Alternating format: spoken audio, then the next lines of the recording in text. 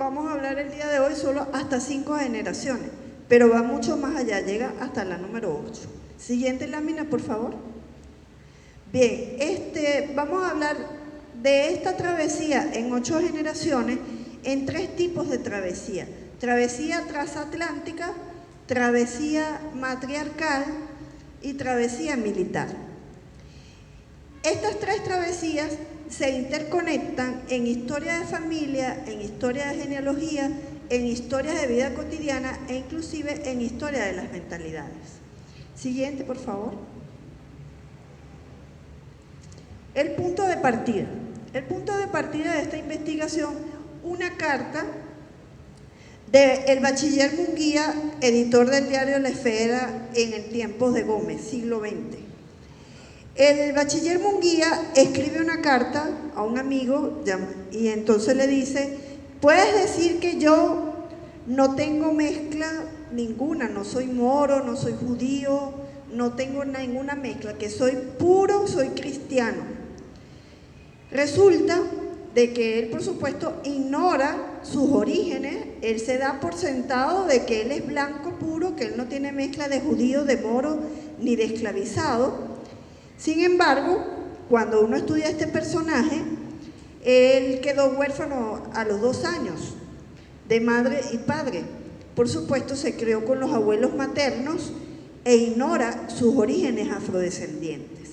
Esta carta se encontró en un archivo familiar del siglo XX. Nos llamó la atención el apellido Churión, pero en el Archivo General de la Nación hay una carta del año 1713, en una carta de libertad, donde le dan la libertad a una muchacha llamada Josefa María o María Josefa y a su pequeño hijo de 2 años llamado Pedro José. Siguiente, por favor. Pues bien, me llamó la atención esta carta siglo XX y esta siglo XVIII. Voy a los archivos del arquidiocesano a buscar esta partida de bautismo del niño de 2 años y encuentro la partida de bautismo del niño de 2 años. Se llama Pedro José. Ahora tenemos la Carta de Libertad 1713 y el bautismo 1711. Pero vamos a desglosar estos 2 documentos. La Carta de Libertad dice: tengo por mi esclavo un mulatico, nombrado Pedro José, de edad 2 años más o menos, que me pertenece por haber nacido de esta mi esclava, Josefa María, su madre, y que por causas justas que me mueven a ello, le doy la libertad a ella y a su pequeño hijo. Eso es 1713. Cuando vemos la carta de bautismo de Pedro José, del niño, resulta que dice: Pedro José del Rosario Churión, libre, hijo de María Josefa, esclava de don Juan Churio, y fue su padrino don Nicolás Tachón. Y entonces yo me pregunto, ¿cómo el niño lo bautizan libre y en 1713 le dan la libertad? Ahí hay algo que no concuerda. ¿Y cuáles son esas causas justas que movieron al amo de María Josefa y Pedro José a darle la libertad a 2 personas que en realidad para la visión eurocentrista no eran 2 personas, eran 2 propiedades, 2 mercancías? ¿Quién era Nicolás Tachón? ¿Quién era don Juan Chaurio? Siguiente lámina, por favor. Nicolás Tachón y don Juan Chaurio pertenecían a la Compañía Real de Guinea de Asientos de Francia, que funcionó entre 1701 y 1713.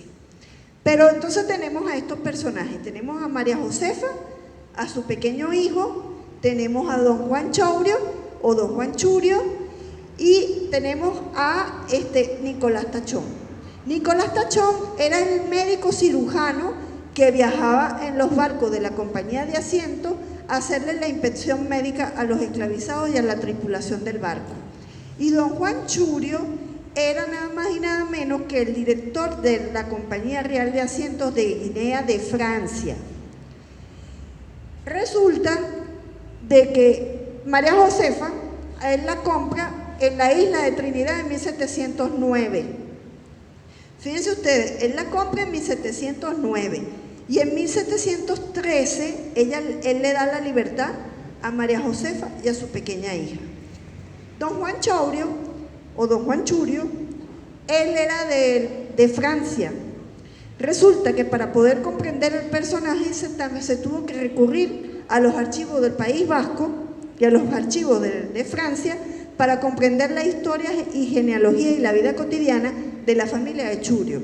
Churio era hijo de un diplomático llamado igual que él, Juan Churio, y eran de la familia de la casa noble de Iturbide o Iturbide, que son los mismos Iturbide que en 1823 están involucrados con la nacionalidad que le dan en México al Libertador. O sea, es la misma rama del árbol genealógico. Pero don Juan Churio de Iturbide, su familia todos eran nobles y eran comerciantes. Don Juan Churio estaba en la isla de Martinica en 1708.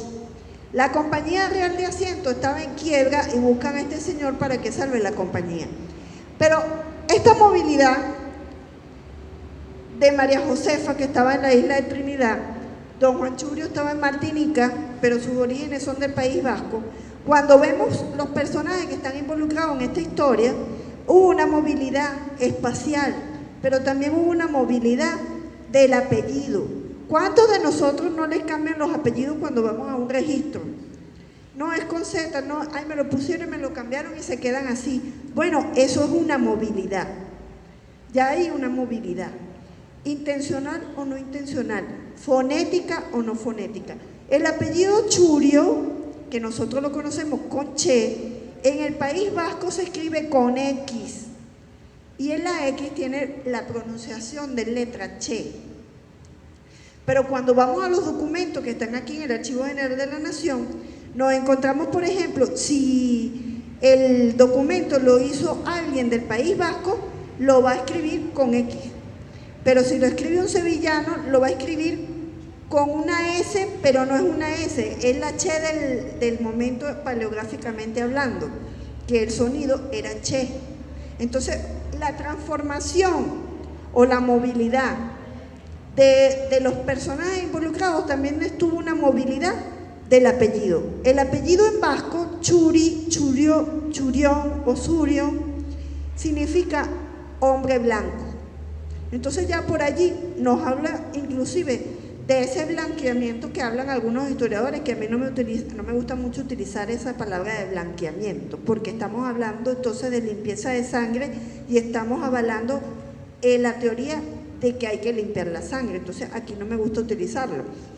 María Josefa y su pequeño hijo fueron comprados en 1709 en la isla de Trinidad. Y don Juan Chourio estaba en la isla de Curazao porque él tenía su oficina operativa de venta de esclavos y de compra y venta de esclavos en Curazao. Él sale de Curazao en 1709, hace un recorrido por las islas del Caribe y llega a la isla de Trinidad.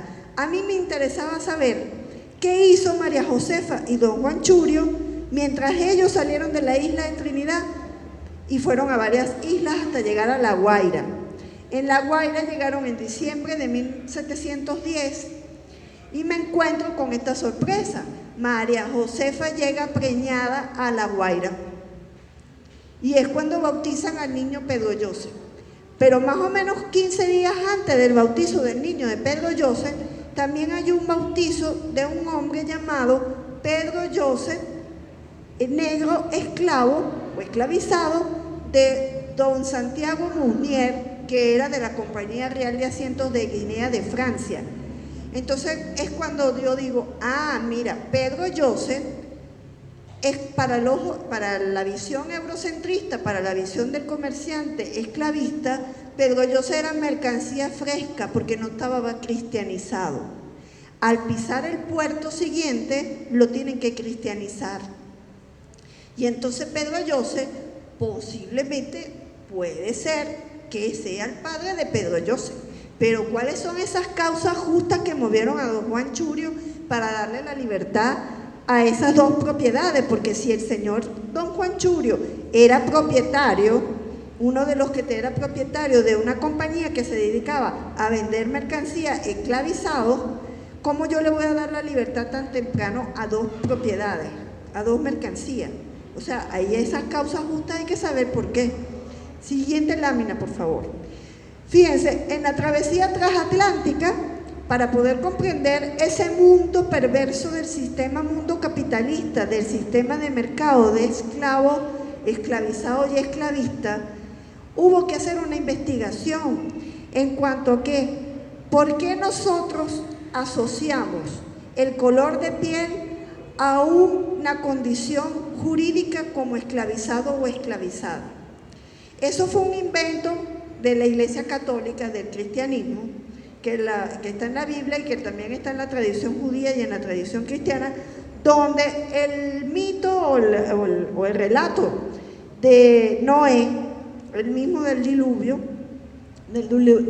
universal, él se echó unos traguitos una noche, se rascó y el hijo entra y se empieza a burlar de él porque vio a su papá desnudo tirado en el piso rascado. Llama a los hermanos y se burlan del papá. Y los hermanos dicen, ¿cómo es posible que se esté burlando de mi papá en esta condición? Toman una cobija, lo arropan y al día siguiente, cuando se despierta Noé, se entera de que su propio hijo se estaba burlando de él, se había burlado, lo había deshonrado. Y entonces él maldice a los descendientes de su hijo y lo condena de que siempre van a ser esclavos, que van a tener condición de esclavizados. Y de ahí se tomó digamos que el sistema mundo capitalista eurocentrista, la construcción de ese imaginario colectivo de que el esclavo es igual a un color de piel. De hecho, Enrique Dussel insiste en que el gran discurso que acompaña y legitima la expansión de la civilización occidental no entraría de la mentalidad burguesa liberal, sino de la mentalidad aristocrática cristiana, en cuanto a ¿qué? Al discurso de la limpieza de sangre, porque estamos hablando aquí un problema de limpieza de sangre. Muchas gracias. De hecho, aquí podemos decir lo que el mundo hispánico del siglo XVI y del siglo XVII aportó al sistema mundo capitalista no fueron solo territorios, ni mano de obra, ni materias primas, como piensa Immanuel Ballester del sistema mundo capitalista, sino también de elementos discursivos, del justificar el tema y el sistema de la esclavitud. Siguiente lámina, por favor. Pues bien, ya no justificamos desde la visión eurocentrista el por qué se asocia un color de piel con un sistema de esclavitud, pero sin embargo, la esclavitud ha existido en el Imperio Romano, en Grecia, en la mitología, es decir, ha existido ese sistema perverso del sistema de esclavitud. Y entonces lo justifican de la guerra buena, el esclavo es mío, pero lo tuve por guerra de paz. Entonces, guerra de paz, o sea, no hay ninguna guerra que sea de paz. ¿Qué pasa? Para poder comprender la mentalidad de este señor don Juan Churio, que es el dueño de la compañía, yo tengo que ponerme a investigar qué era la Compañía Real de Guinea de Francia, esa compañía de asientos. ¿En qué consistía esta compañía, este negocio? Y bueno, la Compañía Real de Guinea también tiene un árbol genealógico jurídico, pero ese árbol genealógico jurídico también tiene un árbol genealógico familiar, porque fíjense, la monarquía española se diseñó y justificó jurídicamente el negocio de la esclavitud y se diseñó varios tipos de justificación. Algunos eran licencias y contratos y la otra era asientos y contratos. Por ejemplo, los asientos y contratos funcionaron entre 1595 y 1769. ¿Qué era el asiento? El asiento, todos los asientos, los dueños de los asientos, el 50% siempre era del rey, es decir, el rey era el dueño de la compañía. era el dueño de la compañía. ¿Qué pasa? La Compañía Real de Guinea nace en 1701, la Compañía Real de Guinea de Francia, pero antes era de los portugueses. Y mucho antes había sido también de los franceses. Entonces fue Francia, Portugal y Francia. En 1701 el rey Felipe hay un problema de herencia familiar. Un problema de herencia familiar de quién iba a heredar el trono, y entonces resulta que ese problema de herencia familiar, fíjense, un problema de herencia familiar, de un problema de sucesión. Y entonces resulta que estalló la guerra de sucesión. Y la Compañía Real de Guinea de Francia nace en un problema familiar, en la guerra de sucesión. Pero era una compañía familiar. Cuando uno ve el acta jurídica, que es lo que pudiéramos llamar acta jurídica hoy, resulta que todos eran familia, las redes de parentesco, que si el primo, el tío, el primo del sobrino del rey, porque Felipe era el nieto del rey de Francia. Entonces, bueno, todos ellos eran familia. Entonces, el negocio de la Compañía Real de Guinea, el negocio del sistema esclavista, era una mercancía, pero era un negocio familiar. Siguiente, por favor. Entonces, este negocio familiar nos hace comprender esa perversidad de las redes mercantiles que se construyen, de las acciones y el monopolio que existía en cuanto a las compañías de asientos. Porque las compañías de asientos, cuando uno evalúa y empieza a investigar los diferentes tipos de compañías de asientos, por ejemplo, en el lapso de 1600 a 1750, te vas dando cuenta que es también un tema hereditario de historia familiar. Porque entonces el papá, el abuelo era el socio de la compañía A, pero después el hijo heredó o construyó o diseñó una nueva compañía. Entonces era lo mismo que se conoce de que compañía fantasma, bueno, compañía de asientos fantasma que se vendían y revendían, y lo que hacía era la plusvalía de la mercancía. Es un sistema mundo capitalista sumamente perverso. Siguiente, por favor. Bueno, ya comprendemos entonces de que las compañías de asientos es un negocio, pero también es un negocio familiar, que es muy diferente a un contrato o a una licencia. Las compañías de asientos, la diferencia era que siempre era el rey el dueño. Esta compañía estaba en quiebra, nació en unos tiempos muy turbulentos, porque en una guerra de sucesión, y bueno, todos los dueños eran nobles, eran de la realeza. Ningún noble, ningún real se iba a montar en un barco a cuidar su negocio. Entonces ellos subcontrataban y daban poderes, y le dieron el poder a don Juan Churio. Fíjense, gracias, cafecito. Pues fíjense, ¿qué pasa? Fíjense la perversidad del sistema mundo capitalista y las compañías de asientos.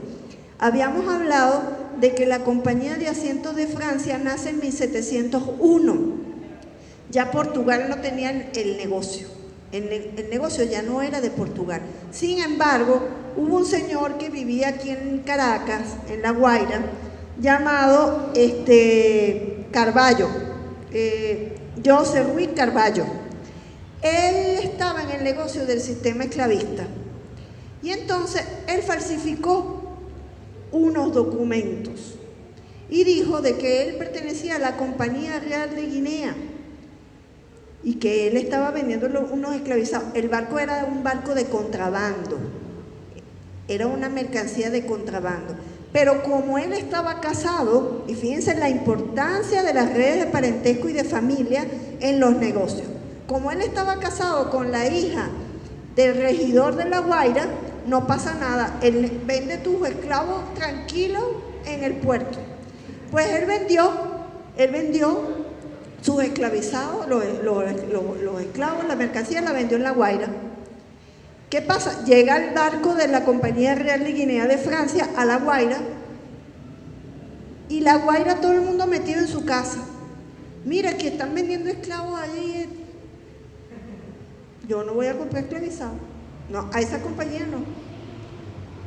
Resulta que no vendieron ni un esclavo, y era porque claro, el negocio lo tenía este señor, y cuando uno empieza a investigar, y bueno, ¿y qué pasó? Que no vendieron ni uno. Claro, es que el dueño, el que tenía el control del negocio, le hizo como un bloqueo, y tuvieron que irse con su barquito para otro lado. O sea, el primer barco que llegó de la Compañía Real de Asientos de Guinea, de Francia, del rey, o sea, el dueño era el rey. Aquí le hicieron un bloqueo, llévate tu esclavizado y lo vendes para otra parte. Aquí no. Entonces, el gobierno de España demanda a Portugal porque se entera de que este señor vendió unos esclavizados. ¿Y por qué él vendió unos esclavizados cuando ya él no tenía licencia para vender? ¿Por qué?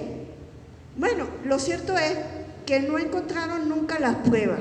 El escribano se hizo el loco, el escribano es el que hizo el documento de compra y venta, que era Joseph de la Torre. Se hizo el loco, yo no hice ningún contrato, Resulta ser que efectivamente sí lo hubo una compra y venta. Los documentos aparecieron 300 años después y los encontré en el Archivo General de la Nación. Pase siguiente la lámina. Esta investigación permitió comprender la Compañía Real de Guinea y hacer una reconstrucción también de los barcos que navegaron desde 1701 a 1713, cuáles fueron las rutas marítimas y quiénes eran los capitanes y los propietarios de las embarcaciones, que era muy diferente, no necesariamente el capitán era el propietario de la embarcación. Siguiente, por favor. Fíjense lo perverso de lo que es la carimba o el carimbo o el carimbear. Revisando los documentos en el Archivo General de la Nación, me encuentro el dibujo que está abajo, que parecen dos letras C, una al derecho y una al revés. Cuando está el contrato de venta del esclavizado o la esclavizada, está el dibujo de la carimba o el carimbo. Para mí eso fue impactante porque te describe en dónde está ubicado. Es decir, el certificado, el código de barra de la mercancía. Bueno, mira, el original está en el hombro derecho, a qué altura, entonces te describe en dónde está el sello de la compañía. Si no está allí es porque es mercancía de contrabando. Entonces es una cosa sumamente perversa. Pero después conseguí, en este documento dice, espaldilla del brazo derecho, 2 medialunas armadas, una junto a la otra, y en la punta un calamón y dividido en el medio. Me puse a investigar qué era un calamón. Calamón resulta ser que era un ave exótica que para la época todos los franceses querían esa mascota en su casa, porque era muy exótica por los colores, era azul con un pico rojo muy llamativo. Entonces, la Compañía de Francia cambia el diseño vamos a llamarlo hoy en día, del logo de la compañía, y le agrega el ave. No conseguí el dibujo con el ave, pero sí busqué el ave y me dio una idea más o menos de cómo era el ave. Siguiente lámina. Fíjense, entonces volvemos a Josefa María o María Josefa. Entonces María Josefa la compran en 1709 en Trinidad y hace todo un recorrido por las islas del Caribe con don Juan Chaurio en el barco, llega embarazada con Pedro Joseph. Siguiente lámina, por favor. Y resulta que ella se casa con Pedro Joseph, el que era adulto, el que era esclavo, el que era negro de la Compañía de Asientos. Bautizan a Pedro Joseph niño en enero y en octubre se casa con Pedro Joseph adulto. Y bueno, ella tiene 3 hijos con Pedro Joseph. Pedro Joseph muere en 1717, justo cuando van a nacer su hija María Francisca. Entonces está Pedro Joseph del Rosario, que es el que le dan la libertad, su hermano Baltasar, su hermano Fernando Churión y María Francisca. Después María Josefa queda viuda y se casa nada más y nada menos que con un vasco de apellido Chavarría o Echevarría. Ella va a ir a vivir a lo que hoy conocemos como la esquina de Sociedad, lo que hoy es Catedral, la esquina de Sociedad. Ustedes se podrán imaginar, ella ya tenía, digamos que, una generación de mestizaje, porque ella, según los documentos, ella era mulata. Pero ustedes se imaginan, esa mujer debe haber sido bellísima, debe haber sido muy exótica, caminando por toda la catedral, y las mujeres chismorreando por toda la catedral. Mira, ahí va fulanita, la esposa de Chavarría, qué descarada, porque imagínense, ella tenía 3 hijos que era del primer marido, y la condición de ella para la boca del día a día de la vida cotidiana, ella tenía orígenes esclavizados, o sea, eso era pecado. Bueno, ella se casa con Chavarría o Echavarría, que es hijo de Martín Chavarría, que es el que va a estar involucrado después, posteriormente, con los años, en el caso de Francisco de León, que también ese caso lo toco en la investigación, pero desde el punto de vista de redes de parentesco y redes de familia y negocios familiares, porque cuando analizamos el problema de Francisco de León desde la visión de genealogía, historia y los negocios familiares, ahí hay un problema de negocio. Fíjense, se hizo una reconstrucción espacial y social a partir de las matrículas parroquiales que están en el archivo arquidiocesano de Caracas. Las matrículas te dicen mucho quiénes viven dentro de una casa. Y entonces te dicen, por ejemplo, María Josefa vivía con sus hijos, con su esposo, pero tenía la figura de agregados. La figura de agregados, muchos historiadores no habían podido determinar quiénes eran. Con esta investigación, no solamente con esta familia, sino con otras familias que se han ido trabajando, se pudo determinar que la familia de agregados son cuñados, sobrinos, concuñados que están emparentados, o sea, no eran personas que estaban alquiladas, son parientes que tienen que ver en esa red de parentesco. Siguiente, por favor. Pero fíjense, ¿qué pasa con María Josefa? María Josefa está casada con Chavarría, tiene sus 3 hijos, bueno, ya tiene 4. María Francisca, nacen 2 hijas también con Chavarría, que son Chavarría Churión, y ella le dice a Chavarría, a don Juan, mira, Juancito, yo tengo a mi mamá allá en la isla de Trinidad, y ella, cónchale, yo la quiero traer para acá. Entonces le dice, bueno, ¿tú quieres traer a tu mamá? La única manera de que tú traigas a tu mamá es que tú la compres y la tengas como esclava. Bueno, María Francisca aceptó y trajo a su mamá de la isla de Trinidad y la tuvo con ella viviendo, pero bajo la condición jurídica de esclava, de esclavizada. Es decir, la condición de María Francisca, la madre de María Josefa, era esclavizada, la tuvo como esclavizada. No encontré carta de libertad de María Francisca, por lo que lo más seguro es que haya fallecido con la misma condición con que llegó a Venezuela. ¿Qué sucede? No es el primer caso. Encontré un caso en la isla de Curazao de un señor llamado Johan Blide o Johan Blay, que él obtiene la libertad, fue un pirata muy conocido en el Caribe. Los documentos hablan de cómo él vestía y cuál era la bandera que distinguía su barco, pero él se dedicó año a año a comprar la libertad, la manumisión de todos sus hijos, y no pudo comprar la libertad a una hija. Y entonces él acepta el contrato y dice, bueno, está bien, yo acepto tener a mi hija de esclava, con tal de tener conmigo a mi hija, pero la condición era que él no podía vender la hija de yo no sé cuántos años. Esa hija se casa con la condición de esclavizada y se pierde la pista en los documentos. Gracias a la genealogía forense y los exámenes de ADN, hoy en día sabemos el paradero de esa hija perdida y los descendientes están por allá por Rumanía. Siguiente lámina, por favor. Entonces, fíjense, la travesía matriarcal de María Josefa. Ya hablamos de María Josefa y ya supimos que se casó con Pedolló, se quedó viuda, se casó con Chavarría, se separó de Chavarría, después no se volvió a casar, pero sí vivía con otro señor. Y bueno, pero la nieta de María Josefa se llama María Victoria. Ella era de color de piel negra, según los documentos. Fíjense, María Victoria, de acuerdo a los censos de las matrículas parroquiales, ella vivía en Altagracia. Fíjense, yo vivo en Altagracia Y caminando que voy al mercado, veo a un señor guapo, canario, era el presbítero, es decir, el sacerdote que bautizó a Francisco de Miranda y a todas las hermanas de Francisco de Miranda, pero fue el mismo sacerdote que casó a los padres de Francisco de Miranda.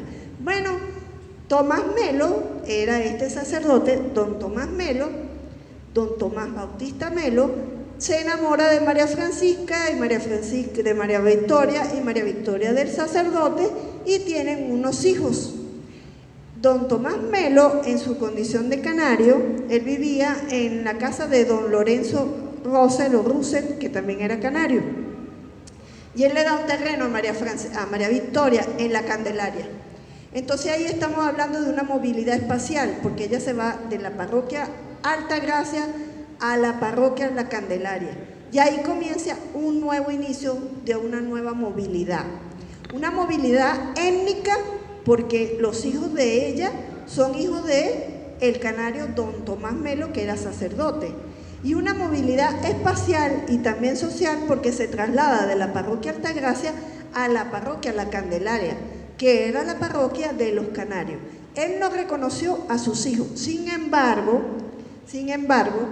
la chismografía cotidiana de los expedientes por ejemplo, los obispos anualmente tenían que hacer un recorrido por las parroquias y los vecinos tenían que declarar. También hay dispensas y disensos donde los vecinos declaran que los hijos de María Victoria son hijos de un señor llamado Tomás Melo, que dicen ser que es sacerdote de catedral o de San Pablo. Bueno, María Victoria tiene a sus hijos, a María Tomasa, Petronila, a Felipe Antonio, a Joseph, a Bruno y a María Manuela. Siguiente, por favor.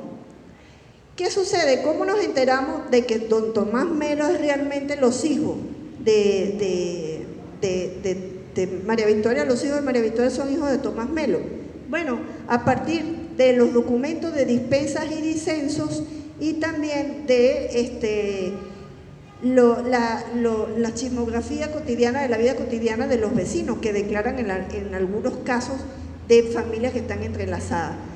Los testamentos de Tomás Melo y los testamentos de María Victoria son los que nos dan luces para seguir reconstruyendo la historia de la familia.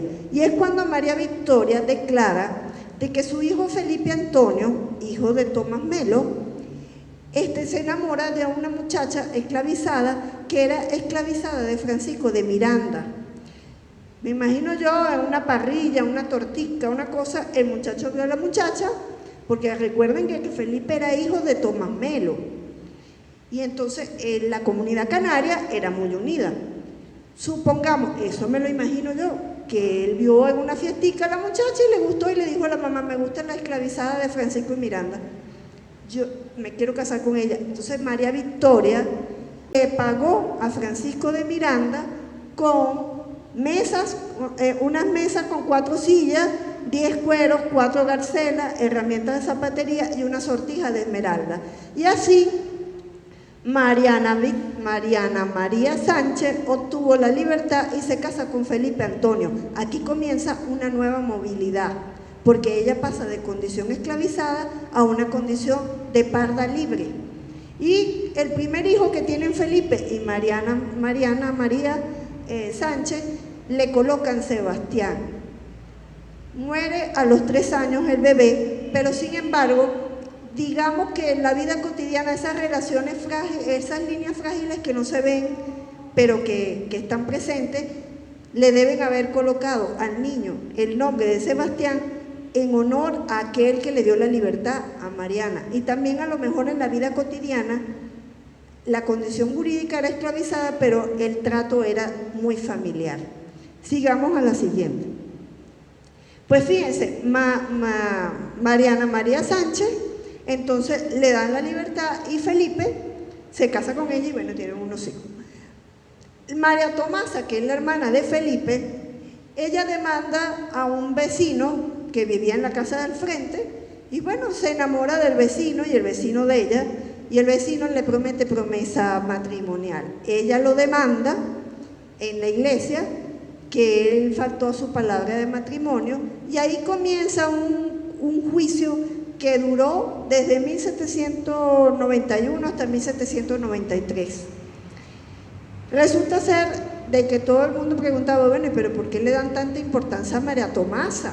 De que el muchacho le prometió, ella gana el juicio, pero el muchacho huyó a Valles del Tuy y nunca se casó con ella. Pero era porque detrás de ella estaba Tomás Melo, que era su papá, o sea, era una autoridad eclesiástica. Siguiente, por favor. Fíjense, ahora vamos a la travesía militar. Ya hablamos un poco de la travesía matriarcal, de la importancia de la mujer en la familia, que es la que impulsa de alguna u otra manera la movilidad espacial, la movilidad étnica y la movilidad social. Ahora la travesía matriarcal. Hay muchos personajes, la mayoría de los hombres de esta familia, todos fueron militares de las milicias de Pardos de Caracas. Pero para poder comprender un poco esa perversidad de la jerarquía social, de la estructura social perversa, de las calidades y las castas de esa sociedad, había que comprender un poco también otros personajes que los toco en esta investigación. Está Andresote, Juan Francisco de León, José Leonardo Chirino, Manuel Gual y España, Francisco de Miranda, porque ellos tienen de alguna manera u otra, vivieron un proceso de discriminación en una sociedad de jerarquía. El canario era canario, pero para el español peninsular era un español de tercera, o sea, el blanco peninsular, el blanco criollo, el blanco canario de orilla. El pardo, pardo benemérito, pardo libre. El negro, negro esclavo, y el negro que era libre pero tenía que pagar impuestos por ser libre. Y el indígena, el que trabajaba, el que tenía origen de familia cacique, estaba chévere, pero el que no, trabajaba 3 meses sí, 3 meses no por encomienda. Entonces era una esclavitud condicionada. Entonces el sistema perverso, y todas estas personas de alguna manera vivieron esa perversidad de esa sociedad. Entonces fíjense, cuando vemos todos estos militares de esta familia, todos fueron pardos de las milicias de Pardo. No ganaban sueldo, tenían un oficio. Muchos eran sastres, plateros, zapateros, albañiles, etc. Pero hoy les voy a traer la historia de estos personajes que están aquí. ¿Se acuerdan de Pedro José el niño? El bebé de 2 años. Bueno, Pedro José, él vivía en Caracas y La Guaira, porque él era de las milicias de Pardos de Caracas, pero el cuartel estaba aquí y también estaba en La Guaira. Él obtuvo unos terrenos en La Guaira y vivía en La Guaira. Su negocio era ser sastre, como su hermano Baltasar, y resulta de que él se casa con una parda libre y tienen unos hijos, pero viven en La Guaira. A partir de las matrículas parroquiales del archivo arquidiocesano se pudo descubrir con quiénes vivía Pedro Joseph en La Guaira. Resulta que él vivía con unos primos y unos cuñados que eran de apellido Chavarría. ¿Qué sucede? En 1764 llega una pandemia al puerto de La Guaira, llega la viruela. No era la primera vez, ya en 1586 en un barco, en un buque portugués, había llegado la viruela, pero llega en 1764. Cuando uno revisa los libros parroquiales de defunción de La Guaira para la época, mire, eso es algo horrible. Todos, absolutamente toda la población de La Guaira, casi toda en absoluto, murió de viruela. De hecho, en los documentos de las defunciones dice de que fueron enterrados en un cementerio que fue improvisado para no enterrarlos en el cementerio tradicional. Habilitaron un terreno para enterrar a todos los que morían de la viruela. Resulta que Pedro Joseph, sus hijos, sus primos, sus cuñados, todos los que vivían en su casa, menos su esposa, porque su esposa estaba en la Candelaria, en casa de su suegra María Josefa, en la Candelaria. Todos murieron de viruela, absolutamente todos. Entonces, el problema, fíjense que la construcción familiar te permite, a través de los documentos, conocer la vida cotidiana y cómo fue la viruela en la vida cotidiana en La Guaira. Esa se extendió hasta Caracas y llegó hasta el Hospital de San Pablo, aquí en Caracas, donde había una sala llamada Sala de San José, donde allí solamente estaban las personas que estaban de viruela. Bueno, Pedro Joseph muere a los 53 años de viruela y no dejó testamento. Cuando uno va revisando, murieron todos uno detrás del otro, un día, el otro, y todos murieron el mismo mes siguiente. Ahora vamos a hablar del hermano de Pedro Joseph, Baltasar. Baltasar es todo un personaje. Baltasar, según los documentos, él era mulato. Resulta que Baltasar, él se casa con una muchacha llamada Petronila Arias, que también era parda. Sus abuelos habían sido esclavizados. Resulta que Baltasar era sastre, capitán de la compañía de la milicia de pardos de Caracas. Baltasar era sastre y bueno, yo me imagino que cuando uno lee los documentos, todos los relacionados de Baltasar, era el típico hombre, todo gasta, todo lo apuesta, todo, porque él apostaba, jugaba, era borracho, parrandero y jugador, porque apostaba, se endeudaba, le prestaba a los amigos, no, tranquilo, yo te presto. Bueno, él cuando se casó con Petronila Arias, ellos tenían esclavos, ellos tenían esclavizados, tenían hasta 10 esclavos. Resulta ser que él, como era parrandero, jugador, etcétera, fue vendiendo todo, sí.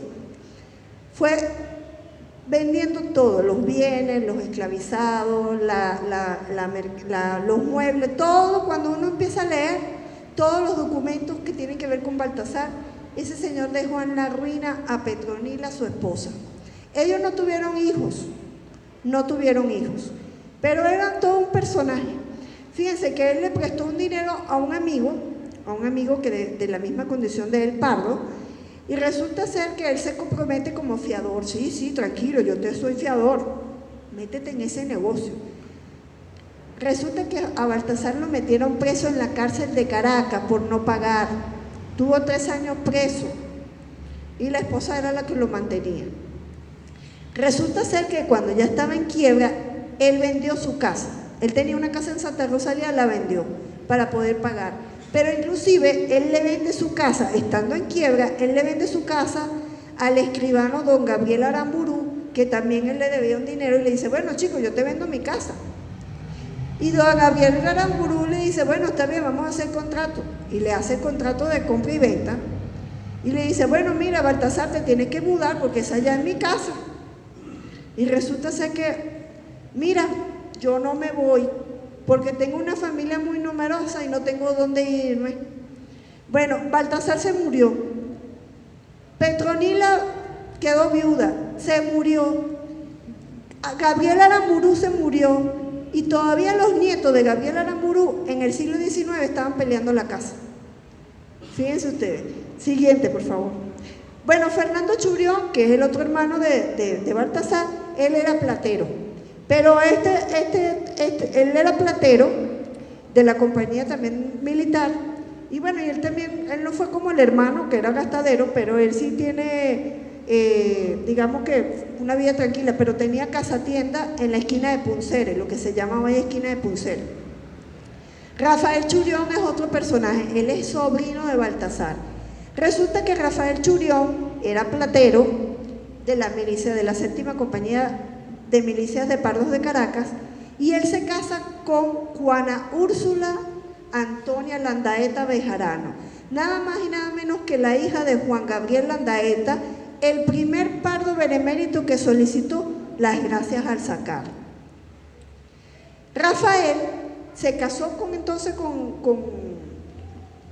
la hija de Juan Gabriel Landaeta. Él era platero, pero también era todo un personaje, porque como él era platero, él tenía un hermano que le gustaba ser amigo de lo ajeno. Entonces el hermano le robó una plata de mercancía de platero para venderla. Y entonces el hermano, para justificar al cliente, le dijo: me acaban de envenenar. Entonces se inventó un expediente de que una hermana lo había envenenado con chocolate. Y bueno, y esto es un caso de la vida cotidiana que es muy interesante y muy simpático, porque cuando tú lees el expediente tú dices: cónchale, ¿quién trató de envenenarle? Cuando tú vienes a ver, él lo que trató fue de tapar al hermano, que nadie se diera cuenta que el hermano se había robado la plata, y culpó a la hermana de que la hermana le metió algo al chocolate y que lo trató de envenenar. Total que el hermano lo metieron en la cárcel, porque en las matrículas o los censos sale el hermano que lo metieron preso. O sea, en algún momento el hermano lo metieron preso. No sabemos por qué causa, pero sí lo metieron preso. Fíjense, cuando estamos hablando de gracias al sacar, eso fue un mecanismo de las reformas borbónicas. Y entonces tenemos a dos personajes que están ligados directamente con la familia Landaeta, que fueron los primeros en pedir las gracias al sacar. Juan Gabriel Landaeta le negaron las gracias al sacar, pero a su hermano sí se la dan. Entonces tenemos a Rafael, que se casa con la hija de Juan Gabriel, y tenemos a una sobrina, a la bisnieta de María Josefa, Brígida Churión es la hija de Rafael. Ella quedó en la ruina porque Rafael Churión tenía 6 casatiendas, o sea, tenía 6 negocios. Él vivía en la esquina de Muñoz y el hermano Baltasar vivía en la esquina de La Pedrera. Y toda la esquina de Padre Sierra tenía 6 negocios Rafael. Pero el suegro, Juan Gabriel, dejó a su hija y a su nieta en la ruina. Ya ellos se tuvieron que mudar para Guatire, terminaron viviendo en Guatire.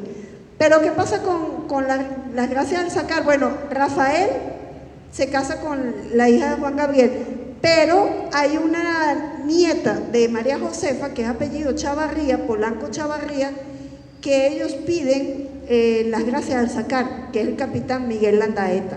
Siguiente, por favor. Ahora llegamos a un personaje, José Julián Churión, que es el hijo de Felipe, el mismo Felipe que se casó con aquella mamá que liberó Francisco de Miranda. José Julián Churión y todos sus hermanos fueron militares, pero él fue prócer de la independencia. Y bueno, y él era militar pardo, pero cuando supo de que llegó Miranda en 1806, abandona las milicias de Pardo y se va con la causa independentista.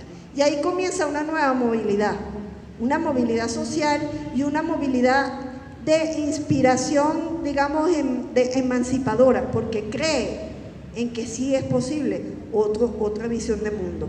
Siguiente, por favor. Este caso de José Julián, cuando vemos los redes de parentesco en el Archivo General de la Nación, está el caso de Teresa Heredia.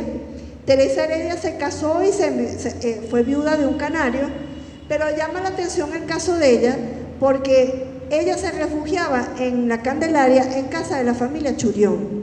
Inclusive las autoridades mandan a allanar la casa porque ella era supuestamente subversiva, y cuando buscan los baúles encuentran que ella se carteaba con un militar que estaba preso en La Guaira de apellido Ladrón de Guevara. Resulta que Ladrón de Guevara era la segunda esposa de José Julián Churión. Este problema de Teresa Heredia obligó a la esposa de Julián Churión, María Ladrón, no me acuerdo cómo se llama, María Ladrón de Guevara, a cambiarse el apellido. Se cambió el apellido, se puso Gutiérrez. Siguiente. Entonces miren, fíjense, aquí vemos a José Julián. Aquí esta historia tiene mucho por contar, ¿no? Los hijos de José Julián el prócer, tenemos a Julián Churión, que fue coronel, ingeniero y general, y fue el que hizo la restauración en tiempo de Guzmán Blanco del Panteón Nacional y del Templo Masónico de Caracas, el ingeniero de obra. Tenemos a Rosauro Churión e Higinio Churión. Higinio Churión fue decán de Ezequiel Zamora. Después que Ezequiel Zamora lo matan, él se va para Apure. Y Rosauro muere en la batalla de Chaguarama un poco antes del Tratado de Coche. Siguiente. Esta investigación nos permitió conocer esas redes de parentesco y de sociabilidad que existen, no solamente dentro de las mismas calidades, sino dentro de la movilidad espacial de una parroquia a otra, porque vivían en la Candelaria, pero los negocios los tenían en Catedral o en Altagracia. Nos permite entonces abordar un tiempo y un espacio a partir de fuentes primarias para la comprensión de una sociedad perversa que vivía en un sistema esclavista, pero también un sistema de jerarquías sociales. Entonces, este viaje a través de las generaciones, cuando vemos la carta del siglo XX, de aquel señor que escribió en el siglo XX, que él no era moro, ni judío, ni tenía ninguna mezcla con esclavos, resulta que sí tenía mucha mezcla, y de hecho la familia de él en el siglo XIX se va a casar inclusive con judíos sefardíes que vienen de Curazao. Tenemos estas historias por seguir contando, pero eso será para una próxima investigación. Gabriel Churión, Luis Churión y Juan José son del siglo XX.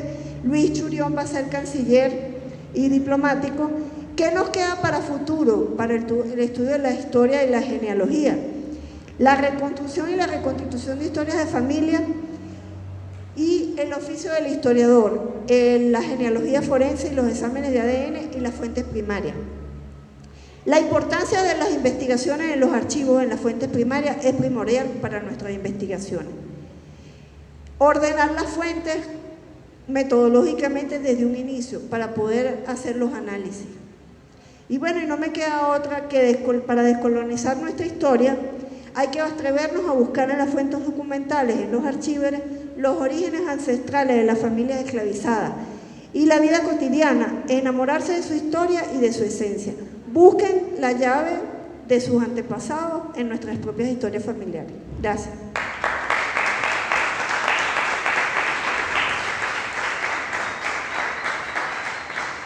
Muchas gracias a la profesora Rebeca. La conferencia de hoy tiene formas de evaluarla. Cuando uno ha aprendido un poquito de estas cosas, no es un simple relato histórico de una familia, sino que es el tapiz de fondo del proceso histórico venezolano, que en este caso es el siglo XVIII y XIX. Es parte de nuestra cruda y difícil historia. Venimos de allá, venimos en esa lucha, por eso nos rebelamos. Por eso en una sala como esta hablamos de historia insurgente, porque esa no es la historia que aparece en los manuales, que se enseña en el bachillerato ni en la universidad. Entonces tenemos que hacer estudios de investigación específicos como este. Es de allá de donde venimos, es de donde se mezclan estos problemas con los grandes apellidos. Es de donde se emparentan realidades foráneas con las realidades propias internas. Es lo que nos ha llevado a la lucha por distintos canales, por distintos escenarios, para ganar derechos ciudadanos, derechos humanos, derechos políticos. Y créanlo, en mi opinión, y soy responsable de eso, eso es lo que nos tiene hoy. Hoy es 14. Hoy es 14 de junio, eso es lo que nos tiene hoy, nos va a tener mañana en un escenario de pugna, de lucha y de desciframiento de lo que es nuestra realidad. Cuando nosotros decimos que estamos del lado correcto de la historia, es porque hemos ganado en ese proceso, le hemos ganado a los que son pocos y nos han dominado y nos han controlado desde afuera con la complicidad de malos hijos de venezolanos. Entonces tenemos un estudio de caso, pero de ese caso se pueden hacer 1000 y 1000 estudios en distintas ciudades de Venezuela. La profesora Rebeca, cuando se proyectó la imagen de la C, de las OCE, de las dos C vinculadas allí, eso se le llama una carimba.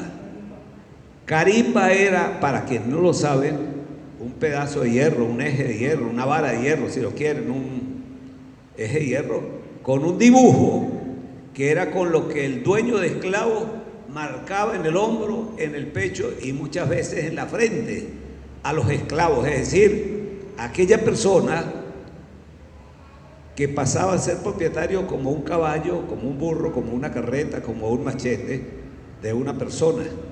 Entonces ese mundo quedó atrás aunque todavía queden las rémoras, y de eso sabe bastante el maestro José Marcial Ramos Guedes, que lo tenemos aquí. Entonces hemos visto realmente una conferencia interesante.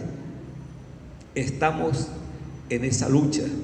No todo está claro en el escenario de ese proceso que llevamos adelante, porque es lento. La historia tiene su propio reloj y no es el reloj de las 24 horas que nosotros tenemos.